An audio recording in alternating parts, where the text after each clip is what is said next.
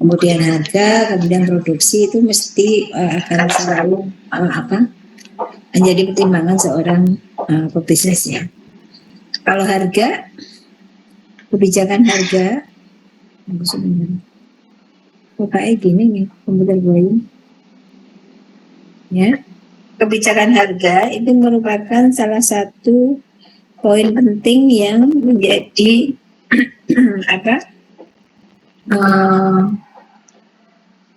pilihan strategi dari seorang pebisnis ya. Ya. Nih kalau di dalam di sini bisa dikatakan mencerminkan tujuan penetapan harga yang ditetapkan oleh manajemen. Ya. Secara keseluruhan intinya adalah diharapkan dapat dijangkau oleh para penjual dan dalam memasarkan produknya. Ya. Tujuan penetapan harga tentu saja yang pertama adalah memaksimalkan laba. Nggak usah panjang lebar nih, kalau dibaca panjang lebar sebetulnya intinya cuma satu, memaksimalkan laba itu bagaimana caranya suatu bisnis itu bisa menghasilkan laba. Itu inti utama kan. Kalau nggak laba, ngapain bisnis kan gitu. Ya, nah kalau dibaca secara rincinya, penetapan harga yang berorientasi pada peningkatan laba perusahaan dari total unit produk yang terjual. Ya, harga ditetapkan berdasarkan pertimbangan penerimaan penjualan terhadap biaya yang harus dikeluarkan. Pertimbangan mengenai efisiensi sumber daya perusahaan menjadi pertimbangan utama dalam menetapkan harga untuk mencapai tingkat return of sales atau investasi modal yang diharapkan. Ya. Jadi untuk memaksimalkan laba itu diperlukan pertimbangan efisiensi ya, efisiensi sumber daya. Kalau kamu sebagai penjual pizza, kamu harus mempertimbangkan efisiensi sumber dayanya, misalnya tenaga kerjanya, bahannya, terus sewa gedungnya, sewa tokonya, kemudian promosinya dan lain sebagainya harus dipertimbangkan. Di mana semuanya itu dibutuhkan suatu efisiensi yang hasil akhirnya adalah maksimal laba. Ya. Kampus pun juga, kampus ini ya sisinya sosial ya, lebih banyak sosial sih. Jadi ada beasiswa dan lain sebagainya. Tapi tidak menutup kemungkinan kalau seandainya itu bisa dicari bukan dari mahasiswa tapi dari penelitian dan lain sebagainya, itu bisa untuk menghidupi kampus tersebut ya. Jadi intinya agak berbeda di sini. Kalau di dalam bisnis itu memaksimalkan laba menjadi tujuan utama ya. Dengan cara apa? Dengan cara efisiensi sumber daya ya. Kombinasi antara si sumber daya secara SDM maupun secara fisik, gimana caranya dikutak-atik, gimana caranya diseimbangkan sehingga dapat memaksimalkan laba. Ya, itu tujuan dari bisnisnya. Kemudian yang kedua, kelihatan nggak ya ini tulisannya? Oke. Kalau tadi memaksimalkan laba, yang kedua adalah e-business. Ya, penetapan harganya tadi kan kebijakan harga tadi untuk memaksimalkan laba. Yang kedua adalah e-business ya. Di sini kalau dijabarkan seperti yang saya tuliskan di sini, biar kamu lebih jelas, penetapan harga untuk pemasaran secara e-business harus mempertimbangkan berbagai komponen biaya dan kesadaran konsumen. Ya, e-business ya. Yang mungkin berbeda dengan konsumen konvensional. Ya, jadi di sini bisa kamu lihat kalau secara online maupun secara tidak online. Ya. Harga internet bisa lebih murah karena kemampuan internet dapat memberikan hubungan langsung dengan pelanggan yang mengenai biaya intermediasi melalui perantara. Jadi kebijakan penetapan harga tadi pertama adalah untuk memaksimalkan laba. Ya kan, ditetapkan harga segini, upayanya gimana, efisiensi di dalam sumber daya. Nah sekarang kedua adalah e-business, ya. E-business gimana cara penetapan harganya? Kita bisa lihat misalnya secara online maupun secara offline. Ya, biasanya lebih mahal mana? Online apa offline? Offline, Bu. Kenapa? Karena sewa tokonya, bagian operasionalnya. Oke, jadi bisa ketahuan persis ya. Kalau offline dia butuh fisik kan? Dia butuh fisik, dia butuh apa ya? Kalau rumah makan ya dia harus butuh ada tempatnya, tempat parkirnya, kemudian ornamen di ruangannya dan lain sebagainya. Itu biayanya lebih gede. Kalau online di ruangan Bu Ayu di sini aja udah bisa. Ya, di ruangan kantor yang sekotak gini aja Bu Ayu udah bisa main itu. Jadi bisa Bu Ayu tetapkan dengan harga yang lebih murah. Ya, jadi sebetulnya posisi pandemi ini sangat menguntungkan untuk bisnis-bisnis yang bersifat e-bisnis. Ya, orang dari pelosok desa aja bisa kan, misalnya menjual madu pahit gitu. Itu dari sana dia nggak usah perlu susah-susah, tinggal online aja, tinggal kirim lewat kargo, gitu ya. Nah, yang C berikutnya atau yang ketiga atau C, pangsa pasar. Ya, dengan melihat pangsa pasar. Penetapan harga dengan melihat pangsa pasar. Kalau lebih jelasnya, dalam jangka panjang, perusahaan harus mendapatkan laba dari penjualan produk mereka. Kan tetapi untuk meningkatkan pangsa pasar, suatu produk baru, ya, suatu perusahaan dapat menetapkan harga yang lebih rendah untuk dapat melakukan penetrasi pasar, sehingga memperoleh pangsa pasar yang lebih besar. Ini R ya. R ya.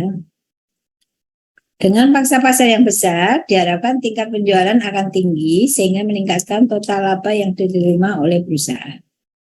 Intinya semuanya ngapain penetapan harga? Untuk mencari laba yang maksimum ya. Jadi harus ditetapkan posisinya di dalam e-business maupun di dalam pengembangan pangsa pasar. Ya.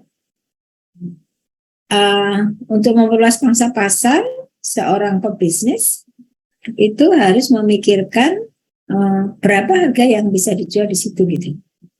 Ya, kalau kamu nanti melakukan suatu usaha, misalnya wirausaha ya, kalau misalnya dulu Bu Ayu itu bikin suatu bakmi, ya, mie ya, itu bisa melihat kalau di Bu Ayu memperluas pasar, di sini harganya bagaimana, di sana harganya bagaimana, kan nggak bisa disamain.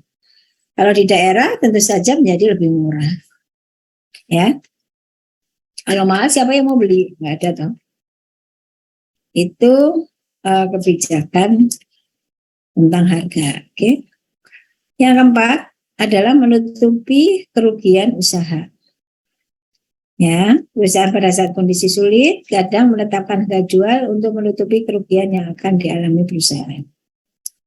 Ya, pada saat kondisi perekonomian sedang mengalami krisis, ketahanan perusahaan dipertahankan dengan menetapkan harga yang lebih rendah sehingga memperoleh pendapatan yang dapat digunakan untuk bertahan dan beroperasional. Ini agak susah ini. Biasanya kalau perusahaan itu kalau sudah mulai agak rugi, dia gimana caranya ya biar barangnya laku sehingga tidak sampai rugi. Kalau dulu kamu belajar ilmu ekonomi, pengantar ilmu ekonomi kan batasnya kan ada tuh shutdown point gitu, gitu. Batas titik kritis dia harus tutup kan gitu. Nah, ini posisinya di bawah shutdown point, ya. Jadi pada shutdown point itu gimana caranya biar harga-harga itu hasil penjualan itu bisa menutup itu gitu. Jadi nggak terlalu rugi sampai ke biaya tetapnya, ya. Ini untuk menutupi kerugian usaha. Oke, kalau ingat pelajaran pengantar ilmu ekonomi, mungkin kamu bisa paham posisi pasar. Kalau persaingan sempurna seperti apa, monopoli seperti apa, oligopoli seperti apa, yang pada posisi menutup kerugian usaha. Ya. Berikutnya, Ini ya, pendekatan penetapan harga. Oke.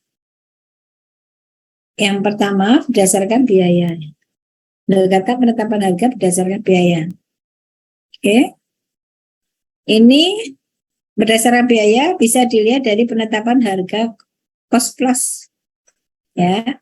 Penetapan harga produk oleh perusahaan dengan menambahkan suatu kisaran angka tertentu pada biaya produk agar dapat menjual dengan memperoleh apa yang diharapkan.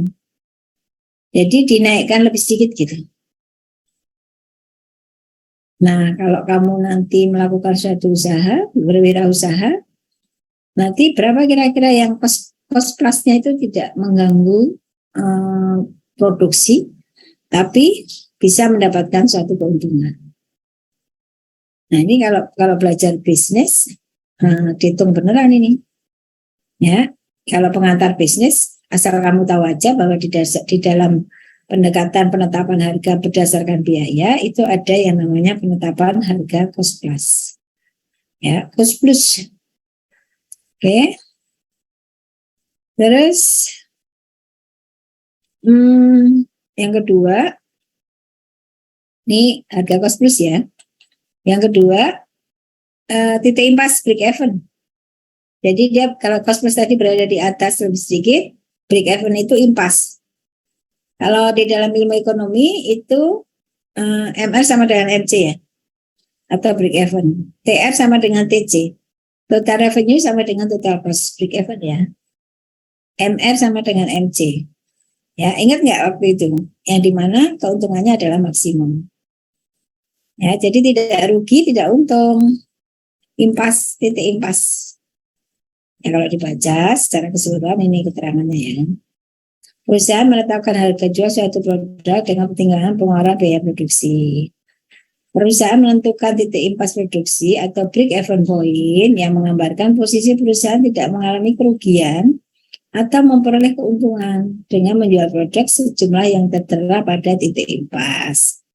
Jadi kalau kemarin di ilmu ekonomi, permintaan sama penawaran di titik tengah-tengah itu loh. Ketemunya antara permintaan sama penawaran, masih ingat ya? Itu namanya BEP, break even point. Ya.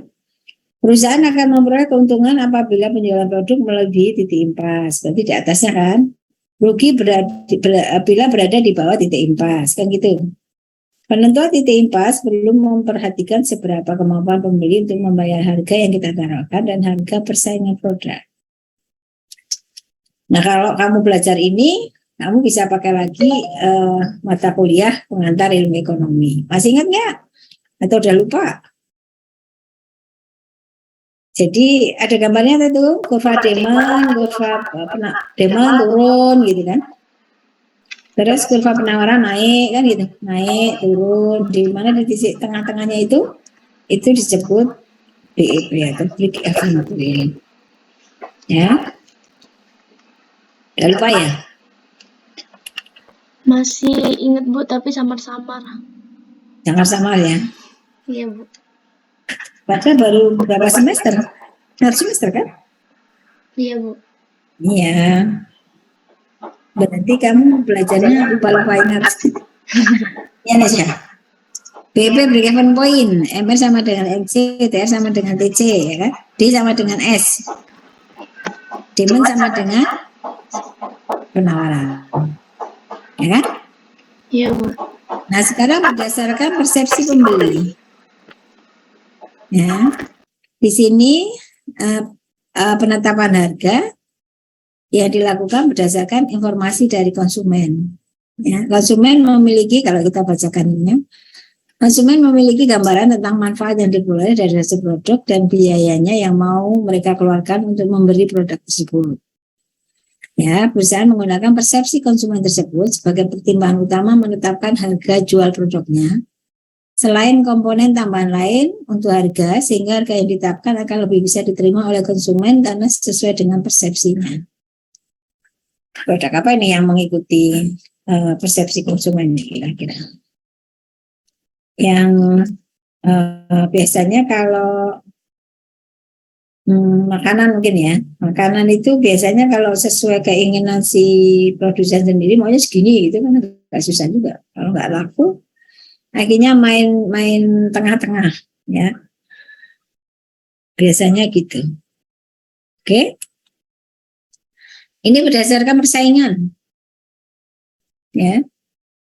Penetapan harga berdasarkan persaingan. Kalau tadi konsumen dengan mendengarkan suatu konsumen, kemudian kita upayakan masuk nggak ya, rugi nggak ya, terus kira-kira mengganggu di dalam proses produksi nggak ya, itu baru kita mengikuti keinginan konsumen. Dengan harga segitu, konsumen diasumsikan dia bisa beli, maka kita keluarkan dengan harga sesuai dengan keinginan konsumen. Ya. Yang ketiga berdasarkan persaingan. Ya, penetapan harga berdasarkan persaingan. Jadi konsumen ini persaingannya. Ini dengan melihat pesaing perusahaan, ya, dalam menetapkan harga produk. Ya, di sini strategi harga relatif pricing dilakukan dengan menetapkan harga jual produk berada di atas, di bawah, atau sama dengan harga persaingan yang ada. Ya, nanti dilihat apakah mengikuti follow the leader atau mengikuti pemimpinnya, pemimpin pasar ya maksudnya. Suatu perusahaan tidak menetapkan harga sendiri, namun bereaksi menyesuaikan harga dari pemimpin pasar yang ada sehingga tidak terjadi persaingan. Jadi ada yang modelnya berdasarkan persaingan. Kita lihat, nah, kalau kita sebagai pemimpin pasar yang penguasa bisa menentukan harga. Harganya adalah A. Nah, kalau kita sebagai pengikut pasar, biasanya kita mengikuti dari pemimpin pasarnya. Mereka berani memberikan harga sekian itu. Karena kualitasnya sudah bagus, kemudian pengikutnya atau penyukanya atau penggemarnya atau konsumennya sudah banyak misalnya. Nah, dengan produk yang sama, maka si pengikut pasar itu akan ikut-ikutan. Coba saya ikutan seginian. Mengikuti mereka saja gitu. Kalau si konsumen yang pintar, biasanya dia walaupun posisinya harganya sama, dia akan milih yang baik, yang terbaik gitu. Pasti dia akan memilih pemimpin pasar ya, karena kan biasanya lebih bagus ya. Sudah bisa memimpin kan mestinya lebih bagus ya. Lebih inilah. Oke. Nah, pembentukan harga produk nih. Pembentukan harga suatu produk itu melalui pendekatan pasar, ya, melihat waktu, lingkungan, faktor politik, persepsi.